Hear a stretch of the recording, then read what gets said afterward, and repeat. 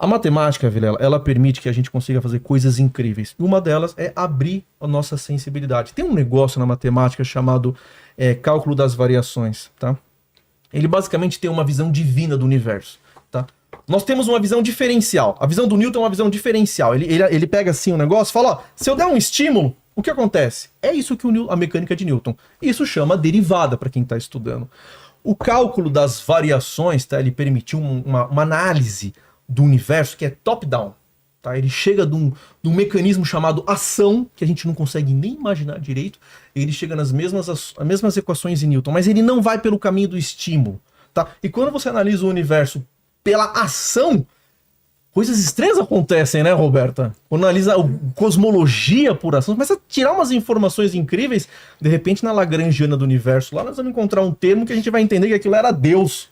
Que a gente chama de Deus, né? Era um tensor pentadimensional. É tipo a constante cosmológica, né? Que Einstein colocou. Aí falou, isso aqui não é nada, né? Tipo, porque aí veio o Hubble, o Edwin Hubble, né? Tipo, ele percebeu que o universo estava se expandindo, mas ainda não aceleradamente. Só se expandindo, o Einstein assumiu que... Então aquela constante não tinha, mas por que existir? Porque precisava ter alguma coisa acelerada para existir. E aí, na década de 90, voltou a ideia de que o universo se expande aceleradamente, então tinha que ter aquela constante. O pessoal pensou, estamos expandindo aí. E aí veio aquele negócio do tipo, Einstein, mesmo quando tá errado, ele tá certo. Mas é aquela ideia de que é uma expansão e depois tem uma contração. O lance que é o Big Crunch. Big Crunch. É Big Crunch. Que é isso aí, então, isso aí é uma coisa muito curiosa e entra nessa questão de vida. Que ele vai, chega um ponto, ele vem e colapsa de novo. Que entra, porque, assim, vamos lá, qual que é a coisa disso aí? A energia escura, né? A taxa de energia escura, né? Ou a constante... Enfim, a gente tem a constante cosmológica que está muito associada com a energia escura. A quantidade de energia escura é o que vai definir qual vai ser o final do universo. Atualmente,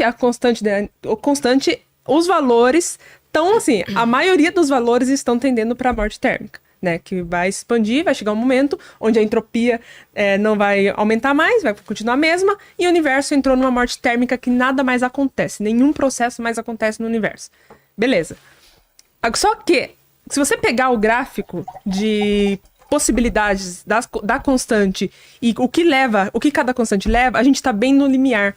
A gente está no meio das 3 possibilidades, né? K positivo, negativo e zero, né? A gente tá bem... Mas o valor também, tipo, agora é 70, né? O valor da constante. Mas se for, tipo, um pouquinho mais pra cima, um pouquinho mais pra baixo, vai mudar completamente como o universo vai acabar. Então, o Big Crunch, o Big Rip, depende.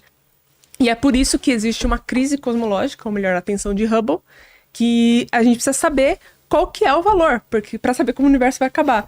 E o cientista, é melhor não saber. O cientista é desagradável, né, cara? Ele quer saber como o universo vai acabar, cara. Mas aí a gente tem, então, assim, só que cada método de observar essa constante, de calcular essa constante, dá um valor diferente. Sim.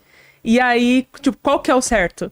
E aí tem as ideias de que a constante muda com o tempo, ou a constante, tipo, dependendo do lugar onde você está vendo no universo, ela vai ter um valor. Atualmente saiu um artigo que argumenta que nós estamos numa visão do universo que a gente não consegue acessar a constante de fato. Então a gente tem é como se a gente estivesse realmente na borda de um vazio, né? Então se a gente olha para cá, tem um vazio e para cá tá populado, e a gente só tivesse uma perspectiva para olhar, né? A gente não consegue... Estamos num horizonte de eventos.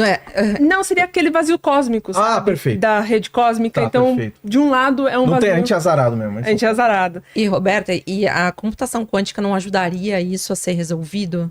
Aí entra uma questão que é importante. Porque, olha só... Vamos lá, primeiro voltando ao nosso exercício. Nós fizemos aqui uma análise da energia. Temos um problema de energia para virar a sociedade interestelar. Precisamos de materiais agora para fazer a esfera de Dyson. É aí que a computação quântica pode... Inclusive, não só aí, viu, Patrícia? Inclusive na sua área. A área da farmácia está esperando nos próximos 10 anos que, por ano, a computação quântica esteja injetando de 40 a 80 bilhões... Tá? Só em novas simulações farmacêuticas para desenvolver novos... Em sílico, tecnologias em sílico, que hoje é o que Fala um pouco usa. aí pra gente. Então, assim, ó, a gente estava falando de energia, né? E essa energia, ela é muito importante, porque eu acho que a gente precisa estabelecer também passos, né? Como é que civilização interestelar. Cara, o que a gente está fazendo hoje, o que começou a ser feito lá na Guerra Fria, foi o kickoff, né? Foi o pontapé inicial para a gente conseguir ter o que a gente tem hoje, porque sem a exploração espacial a gente não teria nada do que a gente tem hoje. Então, colocando isso numa linha do tempo, é importante a gente falar que tudo tem uma sequência e uma linha lógica, né? Então, para a gente chegar a uma civilização interestelar, a gente precisa organizar as coisas e, primeiro, como o Serjão diz, o corpo humano não foi feito para estar no espaço, né? Então, assim, a gente precisa resolver questões também orgânicas. Isso é muito importante. A energia, ela vai ser essencial justamente porque hoje, na questão, por exemplo, na produção de fármacos, em sílico, o que é isso, né? Porque a galera também pode não estar entendendo. O que é o fármaco em sílico? O fármaco em sílico é você descobrir novas moléculas através de algoritmos que predizem qual molécula vai ser ideal para determinados tipos de doenças, tá? Você tem um grande banco de dados com várias moléculas, vários alvos terapêuticos. O que é alvo terapêutico? É uma proteína que pode ser a receptora, né, de um fármaco, uma proteína que te codifique alguma doença, então você consegue entender melhor essa doença. O fármaco, essa molécula do fármaco, ela é melhor compreendida computacionalmente, né, falando em sílico, porque você consegue predizer melhor, você tira aí 15 anos de pesquisa de laboratório para meses em pesquisa computacional com essa seleção em sílico, que é essa seleção no computador, que ele analisa a forma desse pretenso fármaco. Sílico é a referência do silício do computador? Perfeito. Você consegue fazer essas predições, se essa molécula realmente vai encaixar naquela proteína, se vai ter toxicidade, como vai ser a farmacodinâmica, a farmacocinética. O que é farmacodinâmica e farmacocinética? É o que o seu corpo faz com o medicamento e o que o medicamento faz com o seu corpo. Tá? Então você tem toda essa capacidade de predizer. Com mais energia, com mais computação quântica, você tem mais possibilidades, você tem o cálculo é feito de maneira mais rápida, justamente. Sim. Porque o quântico a gente não trabalha de modo binário, a gente trabalha de modo, né, mais complexo e completo, então você tem menos, você consegue fazer isso em menos tempo. E mais assertivamente, digamos assim. Porque, assim, a farmácia, a farmacologia, né? A farmacologia é dividida em farmacocinética e dinâmica. Em sílica, tá. Ela vai agora conhecer a farmacologia em Josephson, que é a junção Josephson que fazem ali os transmons dos computadores quânticos da IBM. Coisa que é importante, tá? É que a natureza, ela é quântica, ela não é binária, tá? Os nossos computadores, por melhores que são, tá? Ou que sejam, eles não vão conseguir simular a natureza. Não. A natureza é muito complexa. Simular uma molécula em toda a sua grandeza, todos os orbitais, é impossível, com I maiúsculo, negrito e sublinhado, tá? Para qualquer computador, não tem como. Tanto que hoje a nossa tecnologia, até a tecnologia nuclear para fazer energia ou para fazer bomba, muita coisa ali são modelos ultra aproximados que funcionam. Tá, foram testados e funcionam, mas a gente não tem noção, a gente só consegue resolver o átomo de hidrogênio e o de hélio ali, alguma coisinha ou outra, com alguns ansatz bem interessantes. Mas assim, a computação quântica, como ela já trabalha a nível quântico, ela vai permitir, assim acreditam, tá? A indústria está acreditando nisso, tem vários relatórios, tem relatórios da McKinsey, do BCG, quem quiser se aprofundar na área de farmacologia. É uma das áreas mais importantes. Acho que farmacologia e finanças, com certeza, tá? São as áreas que mais vão ter investimento. Por conta disso. Porque, de repente, eu tomo um remédio para dor de cabeça, lá, uma dipirona qualquer lá. Será que não dá para mudar um pouquinho a fórmula e ser 10 vezes melhor? Não, isso a gente já faz. Isso já é um processo, esse desenho molecular já é um processo normal na indústria, tá? Isso se faz. É um modus operandi normal. O in silico te dá mais possibilidades para você descobrir moléculas diferentes e alvos diferentes. E já usa a inteligência artificial? Sim, já usa. E por que é tão importante isso para uma civilização, ou para uma viagem, ou até para as estações espaciais agora, né, que estão projetando civis?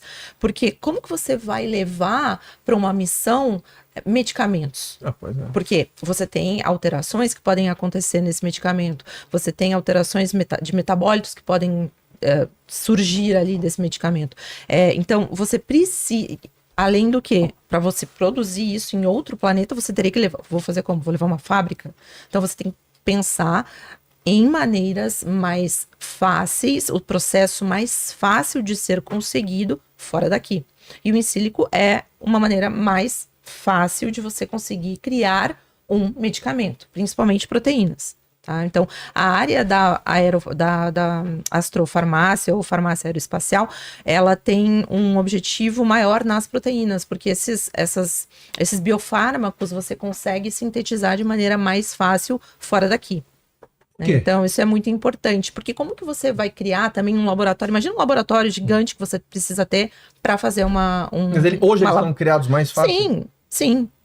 Se você pegar, por exemplo, uma proteína e alterar ela, uma levedura, por exemplo, que serve como produção de medicamentos, você consegue fazer medicamentos utilizando leveduras e bactérias, é mais fácil você levar isso do que levar uma fábrica inteira. Né? Então, você tem uma otimização de processos. A questão da indústria aeroespacial na farmácia também, além de você utilizar a microgravidade e a radiação a seu favor para acelerar processos, você cria novos processos. Então, isso é importante para você pensar no futuro de uma civilização interestelar. A gente primeiro precisa pensar como que a gente vai fazer isso nas estações espaciais que estão por vir. Né? Hoje a gente já tem a Estação Espacial Internacional, temos a Tiangong, que é a estação chinesa, que é espetacular, que também desenvolve vários estudos nessa linha. Então, a gente precisa ir galgando os passos aos poucos até chegar nessa civilização interestelar. Uma pergunta que eu tenho uma curiosidade da civilização interestelar. Não sei se eu falei que as pessoas entenderam o que eu falei, mas tudo Não, bem. foi super claro. O cara tá viajando lá no espaço, querendo buscar minério lá no planeta XYZ. O cara tem que comer, ele quer comer espinafre. Então, como é que faz? Biologia sintética também, tudo isso tá ligado. Com a mesma matriz ali que faz o remédio? A Rebeca pode falar isso muito melhor que eu. A Rebeca pode falar isso muito melhor que eu, porque ela trabalha com Space Farming, né? Eu agora vou começar a trabalhar também com Space Farming, mas assim, você entender que os vegetais, eles também crescem de maneira diferente. Eu já tive a oportunidade de trabalhar com sementes de algumas plantas, como por exemplo, semente de cenoura e agrião, as plantas crescem diferente. Por isso que na estação espacial é cheio de testes. O Brasil mandou, acho, quando o Marcos Pontes, ele foi, acho que ele não levou uns ele levou, eu não lembro muito bem o que ele levou alguns experimentos, porque ele ficou 10 dias acho que ele só. levou sementinhas lá, viu? Eu fiz alguns trabalhos com semente em hipergravidade e microgravidade. Você tem ali alterações de taxa de germinação e vários outros parâmetros. As plantas ficam todas diferentes, porque o geotropismo também é alterado, né? Aquilo que a planta está sentindo, né? Enfim, então, essa parte a Rebeca saberia falar muito melhor do que eu, né? Em termos de alimentação. Mas as bactérias também do solo são diferentes, porque para você cultivar, por exemplo, uma batata, você precisa de determinados tipos de bactérias que estão naquele solo. E como que essas bactérias vão se comportar lá? A bactéria, tá? Ela é o nosso... As bactérias são incríveis, tá? Elas fazem coisas assim que hoje a gente... Por exemplo, a fixação do nitrogênio na amônia, a nitrogenase. Hoje a gente gasta 4% da energia do mundo, 4% do que a gente produz, a gente gasta para fazer nitrogenase, que para plantar é importante, tá? Aí assuntos que eu não conheço, mas eu sei que é importante. Tem uma bactéria que faz isso no seu jardim, entendeu? E por que ela faz isso? Porque a natureza é quântica, entendeu? Então essa é uma busca da Microsoft. A Microsoft está investindo muito na computação quântica para tecnologias das ciências naturais, tá? Para justamente resolver. Se ela resolver esse único problema, ela não precisa resolver todos os problemas. Se resolver só esse, se você fizer as contas, 4% da energia global, essa economia, dá para sonhar com acabar com talvez a pobreza no mundo, tá? Mas tudo depende do computador quântico. Mas é bem difícil esse negócio, né, de morar fora do planeta, né? O Sérgio fala de efeito tripa. Então